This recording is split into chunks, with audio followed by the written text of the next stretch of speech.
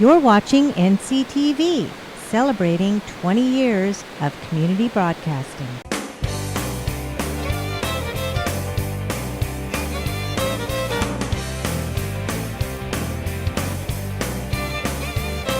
Hey everybody, welcome to another edition of the Food and Farm Show. I'm Dominguez. And I'm Bianca Cruz Manifor. Today we are inside the greenhouse here at the Nevada Union FFA facility. As you can see, they've got all the plants ready for the 9th annual FFA plant sale. And that plant sale is actually going to kick off this afternoon at 2:30. And we're actually going to talk to Katie Alling, who is the head of the horticulture program here, and she is one of the FFA advisors for Nevada Union FFA. And of course, we'll hit a couple students as well and bring you all the information about that. Later on in the show, we're headed down to South County to talk to Mike Blagg from Blagg Livestock. And what a great trip that was, Bianca. That sure was fun. It was a great day out on the ranch. We're actually in the most southern part of Nevada County that you can get. So you will really enjoy those highlights, and make sure you stay tuned for that part of the show. And be sure to tune in each and every week on Tuesday night at 7 o'clock for the news show on NCTV, Comcast Channel 11, Suddenlink Channel 16, in Auburn on ACTV Channel 20. And, of course, anytime you want to tune in on the YouTube channel, it's the Food and Farm Show. So let's get going. We got a lot to do here on today's program. You're watching the Food and Farm Show.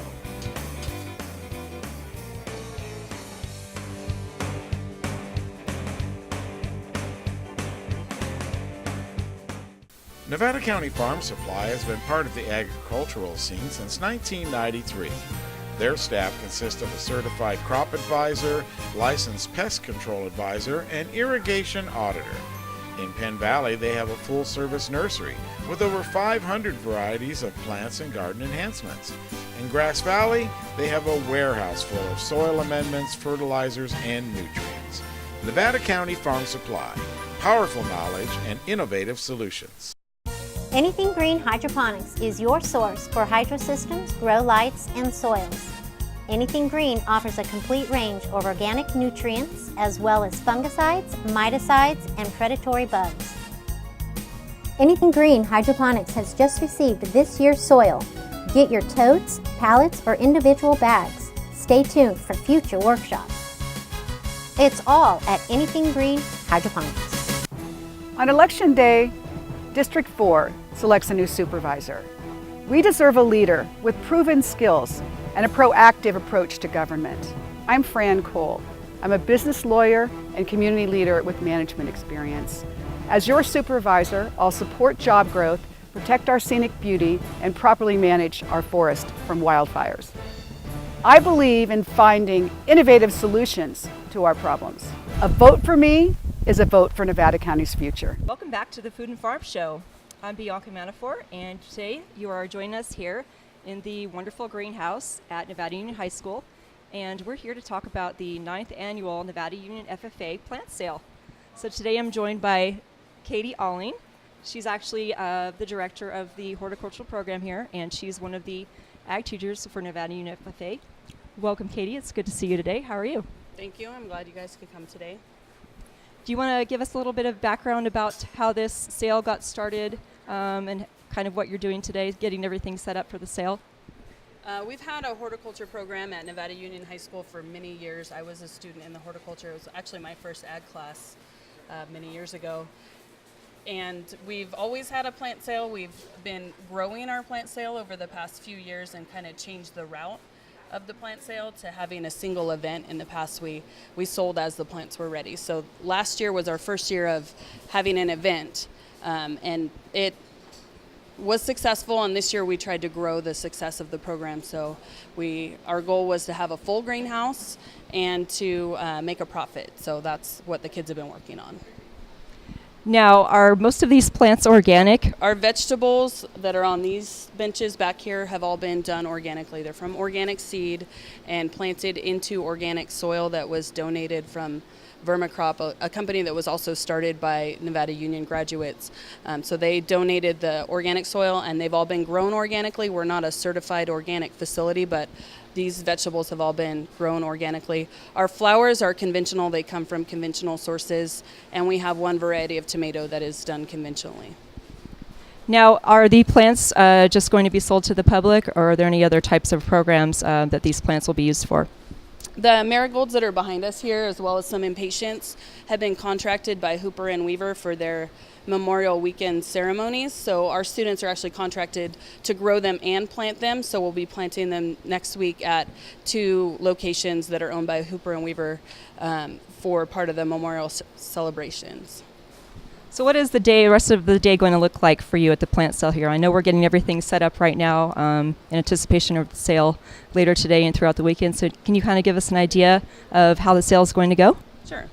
We have students that will be coming after school. The students in the class will be working the sale. Each student is going to participate, and then they'll be here from 2:30 until 6, which is when the sale will close for the day. They'll be back, or different students will be back in the morning to work tomorrow's shift from 9 until noon. Great. And this is a really wonderful tradition. Katie and I actually were schoolmates here, and we were both in the Nevada Union FFA program. So it's really great to come back in here and see how much she's really brought to this program and how much it's grown since I've been a student here and she's been a student here. So I'd really like to make a point to let you know that I'm really proud to call myself an alumni of the Nevada Union FFA program, and I think you guys are doing a wonderful job. And can you tell us about what kind of idea you have for the future of this plant sale? Well, I'd definitely like to continue it. I mean, it's really gratifying to see the students' excitement when just coming in and looking at the plants as they're growing and as the different flowers are blooming, they get so excited. And they're also, of course, learning career applicable skills. So that's important. That's definitely a goal of our program and of the entire CTE program at the high school. So we plan to continue it and to continue to find ways for the students to be involved in the community working towards employment or college goals. Now, what kind of scholarship opportunities are there for kids that are interested in getting into the horticulture program here, maybe if they want to make a career of it later? Are there a lot of scholarship opportunities out there for kids? Our community actually has outstanding support for students in the ag programs going to college. It's amazing every year to watch students receive scholarships. There are scholarships that are specific to students working in horticulture or nursery or landscape field, and those are all, of course, supported, and our students often receive those as well.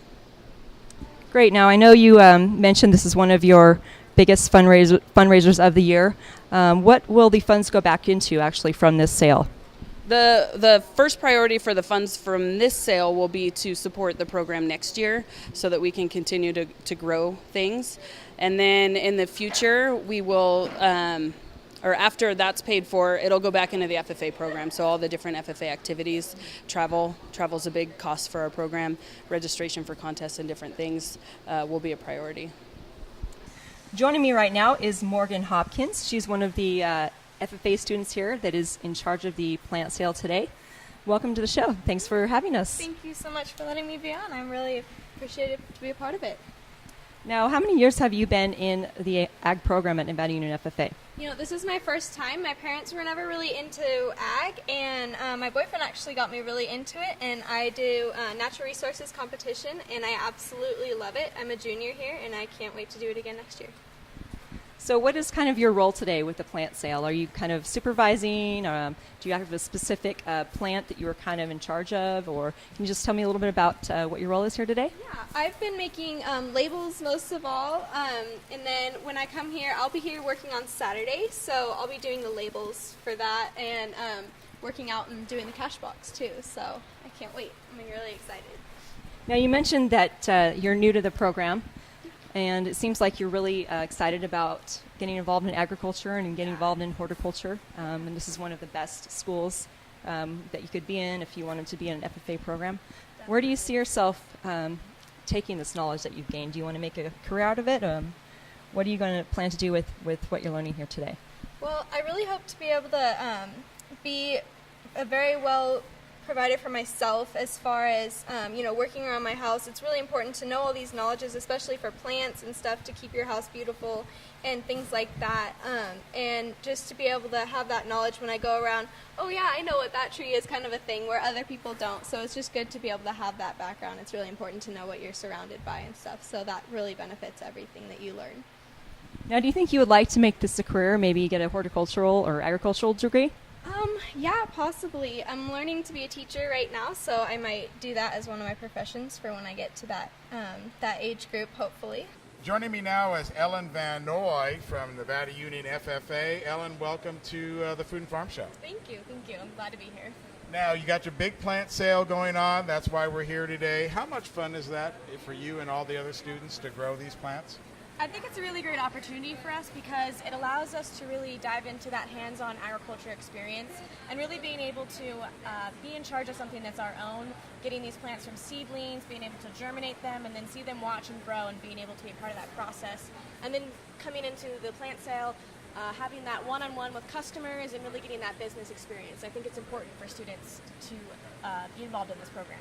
Well, you hit on a lot of different topics there, from growing it to germination to sales and marketing. Just a tremendous program here. How long have you been in the FFA? I've actually been a part of the FFA and the agriculture program at Nevada Union for all 4 years of my high school career.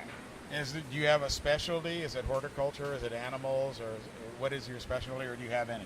I've been in all different types of classes, ranging from agriculture biology to our horticulture class to even our ag communications, which is sort of a leadership aspect of agriculture. Now, one of the things about Nevada Union FFA is that it's such a dynamic program. It's very involved at the state level as well. Yeah. We just actually came back from our California FFA state conference where there were 5,000 FFA members, and we come together and we do activities such as workshops. We had 3 candidates from our school run for state office, myself, Maxie Holmberg Douglas, and Taylor Foster. And then we even had people competing in speaking events. We had our state winning Parley Pro champion team. We are going to nationals, and Maxie placed 3rd in the state for extemporaneous speaking. So it's a very prestigious program, and we do compete all the way to our state level, which is a great honor for us. And if you're regular viewers of the Food and Farm Show, you met Maxie and Taylor last year. They were on episodes. And my first impression of them was that just how really great kids they are. Yes.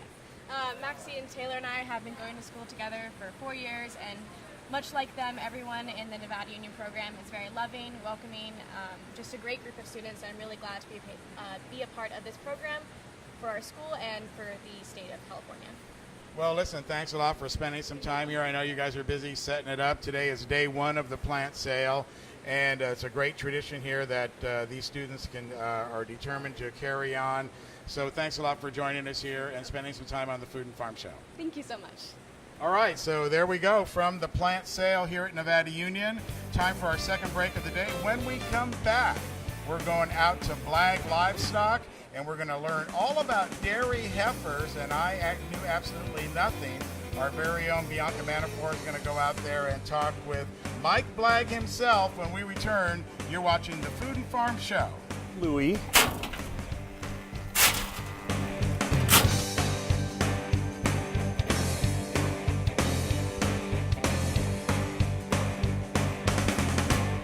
Nevada County Farm Supply has been part of the agricultural scene since 1993. Their staff consists of a certified crop advisor, licensed pest control advisor, and irrigation auditor.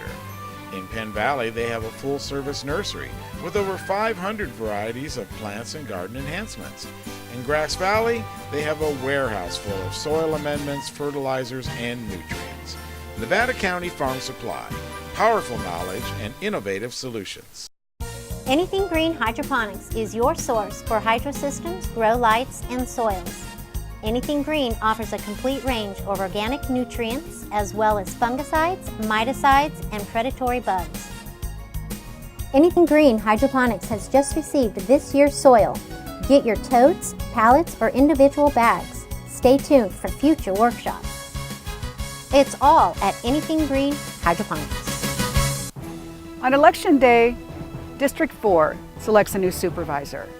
We deserve a leader with proven skills and a proactive approach to government. I'm Fran Cole. I'm a business lawyer and community leader with management experience.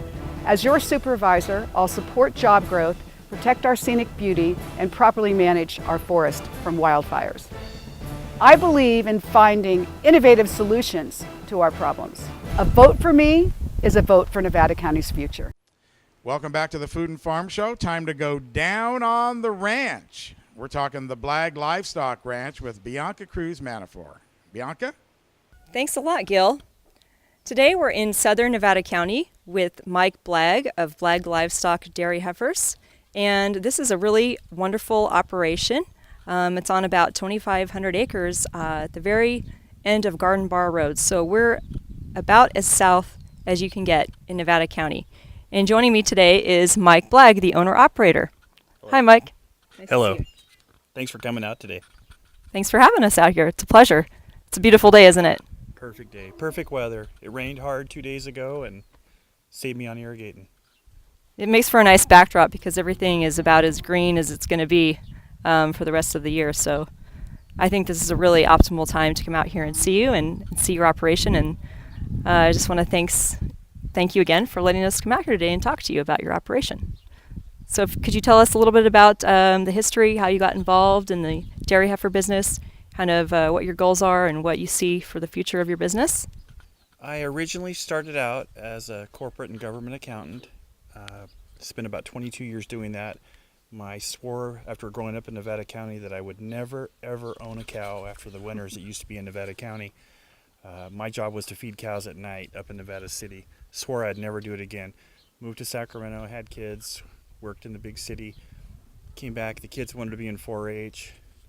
They wanted to get a steer, then a heifer. I had to learn how to AI. Started trying to raise club calves. Then they got rid of the club calves and started raising dairy heifers. I started AIing for other people with dairy heifers, and these ranches became available. The former tenant left, and I was, out of about 5 applicants, I was the only person that knew anything about dairy cattle, and that's what the owners wanted. They wanted to raise dairy heifers, and technically what this would be called, it would be a Springer ranch. A Springer is a dairy heifer, pregnant dairy heifer or bred, that is within a month or so of calving and producing milk. And I raise these heifers all the way from day old clear up to about 20 months old when they're ready to go to a dairy farm. I started here July 5th of 2003. Have been here so close to 11 years, and mainly raise heifers. The market was pretty bad in 08, 09. My numbers got down, and the owners and financiers allowed me to bring on beef cattle to sublet to keep the pastures full. And I've had a really great tenant, Ed Machado, since that time. And we keep the pastures full. Gives me something to do. Great. Now, when you say AI, for those of our viewers who don't know, you're referring to artificial insemination. Correct. We still artificially inseminate our heifers here. We'll synchronize. I just talked to my son today about it. We'll synchronize 10 to 20 head. There's 10 straws of bull semen in a cane. We will do at least 10 or maybe 20. We give them we synchronize them with a 3-shot protocol. Start on a Wednesday and end up a week later on a Saturday. We'll AI those heifers. After we AI artificially inseminate the heifers, we put them out with registered Jersey bulls. And just to make sure, be for sure. Just to make sure they're covered and they're not going to be open. Correct. When you get them sold.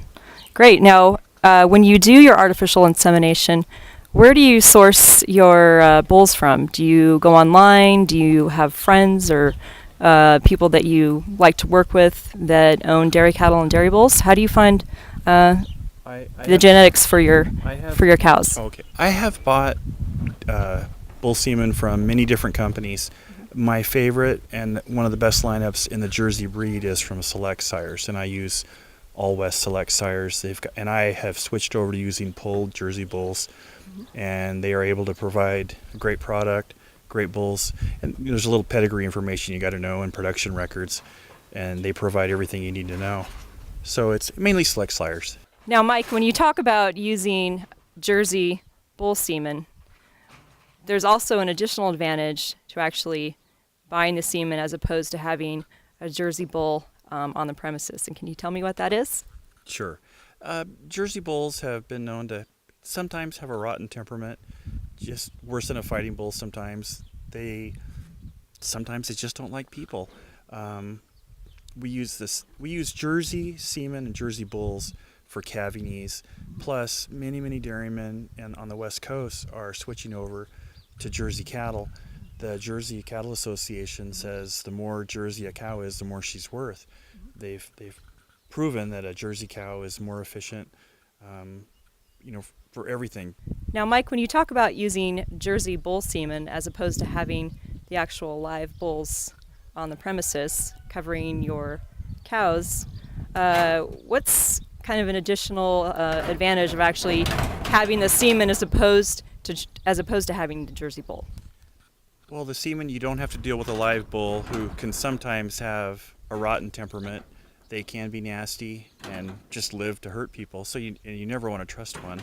There's a couple right here next to us with horns that are trying to get over the fence to us. I think they want to just talk to us.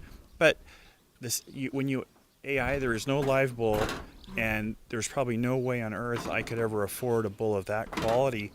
For a $20 semen straw, I can get the best bull walking to use on these heifers. I do use registered Jersey bulls for cleanup, just in case the AI didn't take, just to make sure those heifers are pregnant.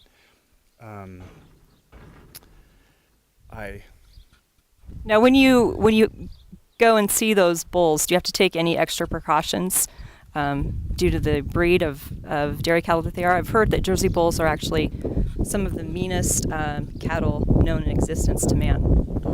They can be. The little bulls I have come from a registered Jersey dairy down in Elk Grove, Tolinar, Jerseys. They pretty much select and kick those out that are pretty bad to deal with. I have had a couple that would run across the pasture just to get me. The ones I have now are fine to be around in the corrals. They fight each other more than they do people. I've got a little sweetheart that I call Louie. His mom is a Louie daughter. So Louie comes around and he's at the barn. If I have a tough time getting a milk cow or a registered heifer bred, I can put Louie here on the barn and he's quiet. You can walk up and pet him. And when he's eating grain, you can scratch him on the back. That's great. Just like a show steer. That's neat. Now, when we're talking about the different breeds of dairy cattle, what is kind of the trend right now that you're noticing that the dairy farmer wants when they actually get that heifer to calve and then into milk production? Are they looking for a breed with higher production or higher butterfat? What is kind of the trend right now that you've been noticing?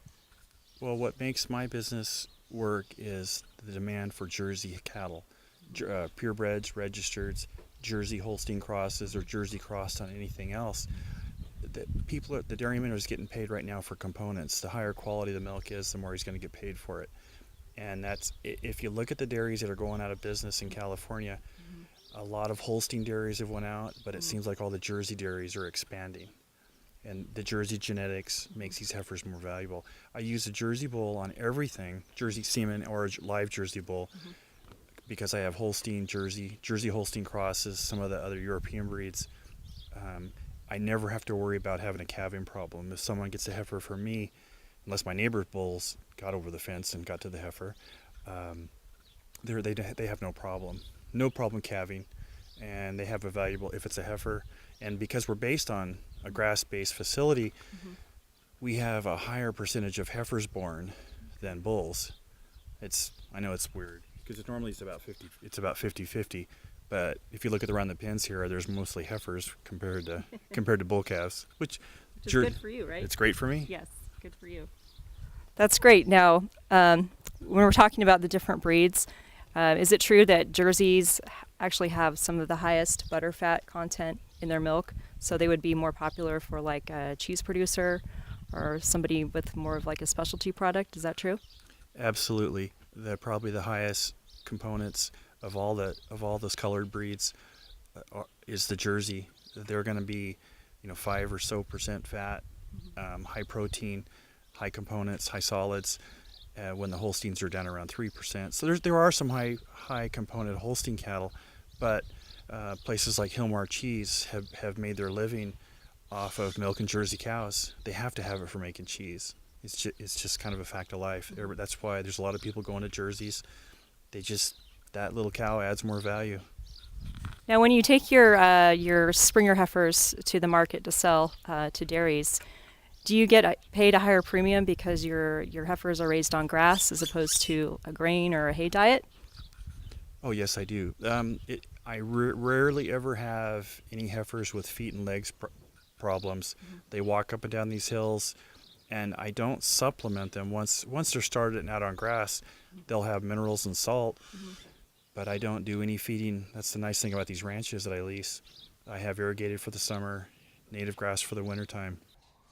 You're looking at one of the many FFA projects here at Nevada Union. Bianca, what kind of pig we got going there? This is what we would call a blue butt. It's actually a crossbred. It would be a Yorkshire Hampshire cross, and they're one of the most popular crossbreds for market hogs. And of course, if you saw our shows from the farm last year from the Nevada County Fair, you saw plenty of those pigs. But we're all out of time now for this episode. Be sure to join us next week when we'll go back to the Blagg Livestock, and we're going to be talking about pasture irrigation. That's right, Gil. We're actually going to see the different conservation techniques that Mike Blagg utilizes for his operation, and that's going to be a really informative section of the show, so make sure you tune in for that. Yeah, you'd think it'd be easy to irrigate 2,500 acres of pasture land, and actually it is pretty easy. It is. It's all by gravity. It's all by gravity. So be sure to join us each week. Tuesday night at 7 o'clock is the time when the show debuts on NCTV, Comcast 11, Suddenlink Channel 16, and of course, anytime you want to watch it on our YouTube channel, which is the Food and Farm Show. So I'm Gil Dominguez for Bianca Manifor. We'll see you next week on the Food and Farm Show. Bye. Bye.